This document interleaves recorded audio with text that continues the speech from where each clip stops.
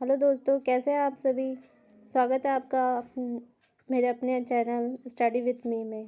तो दोस्तों, आज हम पढ़ने जा रहे हैं वर्ण विचार। और वर्ण विचार को पढ़ने से पहले हम थोड़ा भाषा का ज्ञान प्राप्त कर लेते हैं, क्योंकि व्याकरण में भाषा का एक बहुत महत्वपूर्ण किरदार है। तो हम भाषा पे आते हैं।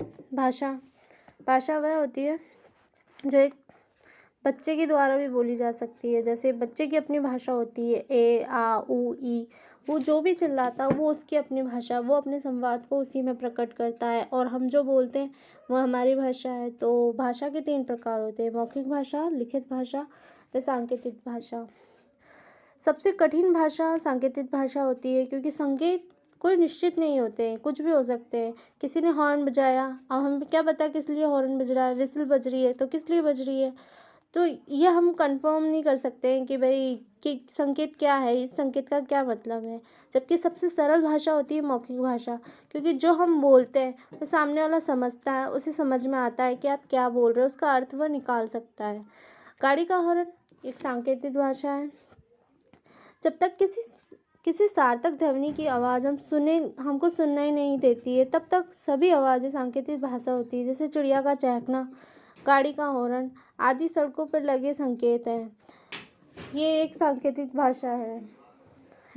वेद, उपनिषद, पुराण की भाषा वैदिक संस्कृति में लिखे गए हैं। वेद, उपनिषद, पुराण सभी हमारे जो होते हैं ये वैदिक संस्कृति में लिखे गए हैं।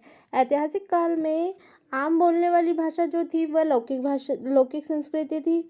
और हमारे महान ग्रंथ जो लिखे गए हैं, रामायण, महाभारत, ये हमने लौकिक संस्कृति में लिखे गए हैं। संस्कृत तो सभी भाषाओं की मूल भाषा है। सबसे पहले ही संस्कृत भाषा की उत्पत्ति हुई थी। और संस्कृत भाषा के 2 रूप थे, वैदिक संस्कृत व लौकिक संस्कृत। वैदिक संस्कृत वह थी जिसमें ग्रंथ वगैरह सभी लिखे गए थे, और लौकिक संस्कृत वो थी जो उस टाइम पे लोग बोलते थे।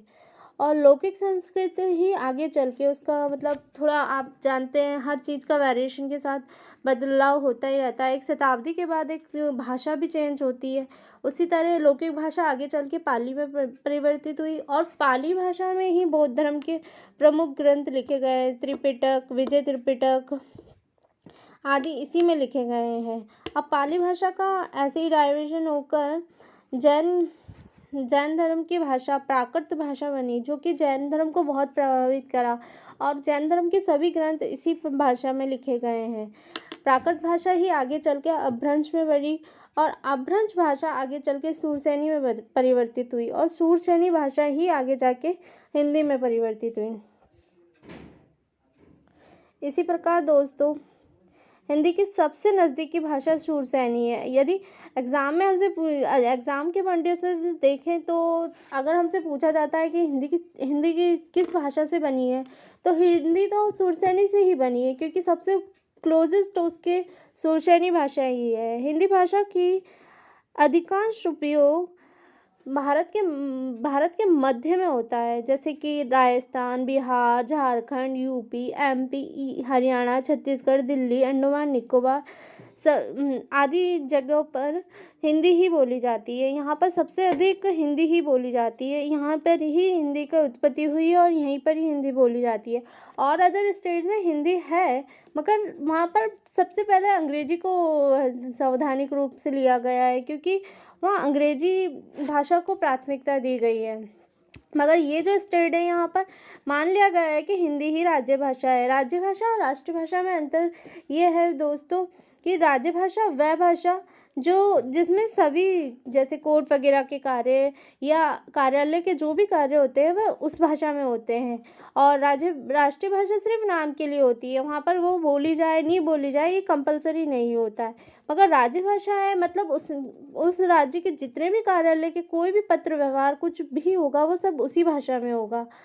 और है ना, जैसा कि आपको पता है कि हिंदी को भारत की राज्य भाषा का दर्जा 14 सितंबर 1949 में दिया गया था। और संविधान में हिंदी भाषा का एक अपना स्थान है, जो कि अनुच्छेद 343 से 351 तक के में है।